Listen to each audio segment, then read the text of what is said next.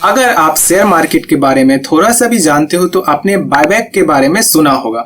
जब कंपनियां अपने ही शेयर्स को मार्केट से वापस बाय कर लेती है अपने एग्जिस्टिंग शेयर होल्डर्स से, तो उसे बायबैक बोला जाता है।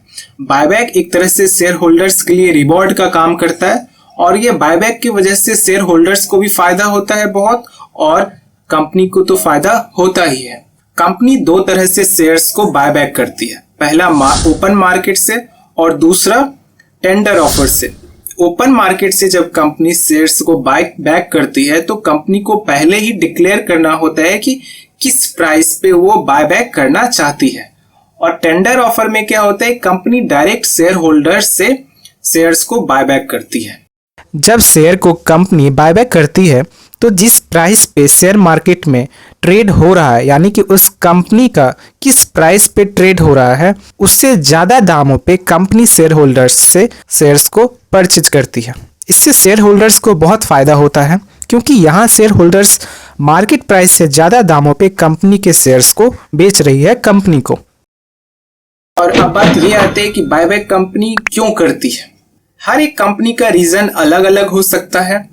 जैसे किसी कंपनी के पास बहुत सारा पैसा बेफालतू का ऐसे ही पड़ा हुआ है, उस पैसों का कोई यूज ही नहीं है, तो कंपनियां चाहती है कि अपने ही शेयर्स को बाय बैक करके अपने ओनरशिप को और ज़्यादा मजबूत कर ले और पैसा यूज में भी आ जाएगा। ठीक है।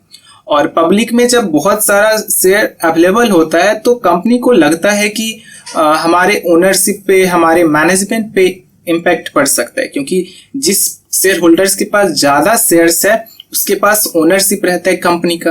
ठीक है। तो इसलिए भी कंपनी चाहती है कि अपने शेयर्स को बाय कर लें ताकि ओनरशिप और ज़्यादा स्ट्रांग हो जाए।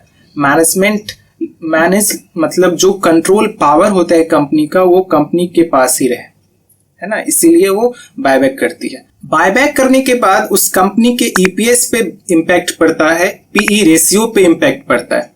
ईपीएस पे क्यों इम्पैक्ट पड़ता है? जैसे ईपीएस का मतलब होता है अर्निंग पर शेयर। ठीक है।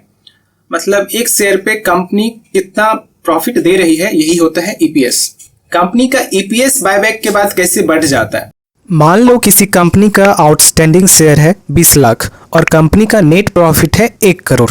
जब नेट प्रॉफिट को आउटस्टैंडिंग शेयर से डिवाइड करते हैं तो अर्निंग पर शेयर 5 रुपये निकल के आता है।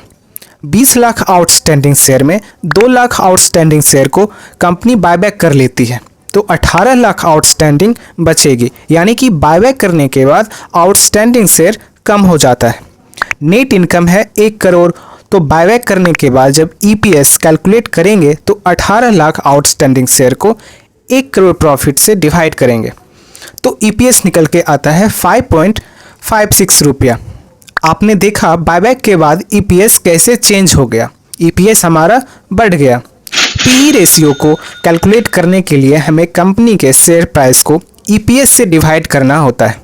तो बायबैक से पहले कंपनी का ईपीएस था 5 रुपया, तो जब कंपनी के शेयर प्राइस 200 को 5 से डिवाइड करेंगे तो 40 निकल के आता है। और वहीं बायबैक के बाद ईपीएस था 5.56 रुपया, तो पीई रेशियो निकल के तब आएगा 35.97। तो इससे आपने देखा बायबैक करने के बाद पीई रेशियो हमारा कम हो जाता है और ईपीएस बढ़ जाता है। बायबैक करने के बाद कंपनी पे एक पॉजिटिव इम्पैक्ट पड़ता है क्योंकि कंपनी अपने ही शेयर्स को खरीद रही है, अपने ओनरशिप को और स्ट्रॉन्ग कर रही है। इससे शेयर होल्डर्स के अंदर एक कॉन्फिडेंस आता है कि नहीं, ये कंपनी फ्यूचर में अच्छा करेगी।